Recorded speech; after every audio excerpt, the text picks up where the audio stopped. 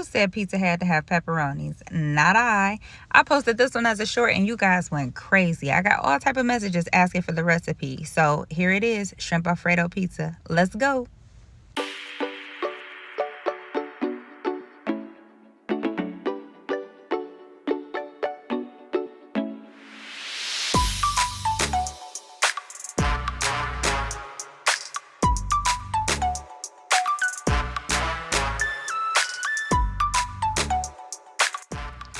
Now these ingredients are pretty self-explanatory, but just two things I want to make sure that I focus on. First, we are using raw shrimp intentionally. This shrimp is going to go inside the oven and you don't want rubbery shrimp.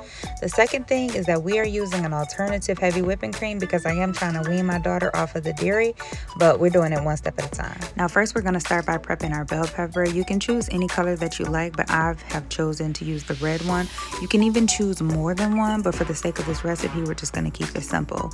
Now after we get them all cleaned out and all of that, we're going to work on cutting them. Now the size of your bell pepper is going to be different from person to person.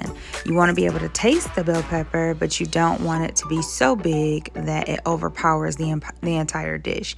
Some people don't like the taste of bell pepper, so they prefer it to be very small because they barely want to taste it. It's just all up to you. Now same thing goes for your tomato. You can cut this as big or as small as you want. And matter of fact, you can even use whatever kind of tomato that you want. I'm using our big house tomatoes right now, but you can also utilize the small ones, the cherry tomatoes. I've used either or. Regardless of what, honey, as long as you use the tomato, it's gonna be giving what it needs to give. I personally want to taste every single vegetable that I'm putting inside of this pizza, so I'm gonna make sure that they're all about the same size. Now, some of y'all know I'm ADHD and some don't, but this was a whole ADHD moment. Why did I put these tomatoes on top of these peppers? It's all right, I'm gonna remove them. Now for onions, you can use yellow, sweet, or red onions like we are. Same thing, we're gonna cut these up based on bite preference, and I absolutely love onions, so here we go. Dog nabbit, I forgot to take the tomatoes out. Now I gotta pick them out of there. Now on to our seasoning. We have garlic and onion powder. Can't forget the Italian seasoning. Smoked paprika and slap your mama, not mine. Onto the shrimp, and you know the drill. Gotta use that olive oil to make sure that the shrimp can absorb all of those flavors of the seasoning. To create a beautiful marriage, we will start off with our pre-mixed seasoning. Next, lemon pepper. Gotta have a lemon pepper. And don't forget the old bay, because the new bays do entirely too much. And you know Uncle Tony gotta be there. He keep the party going. Now get in there.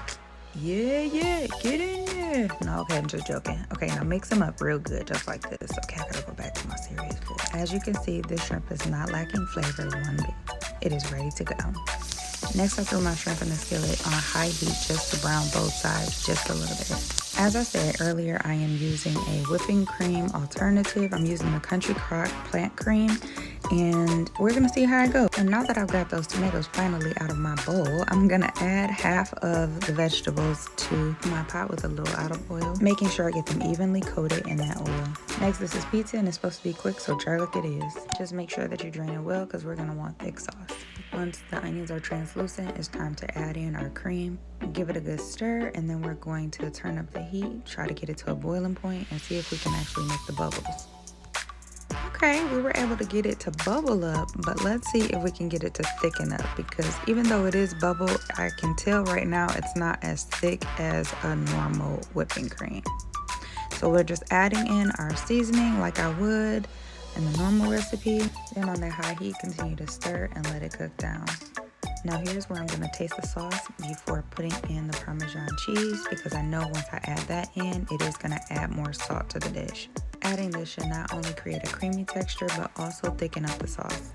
Now here's where I knew we might be in a little trouble, because even though I added in that cheese, it's still not thickening up the way that I needed to for a sauce.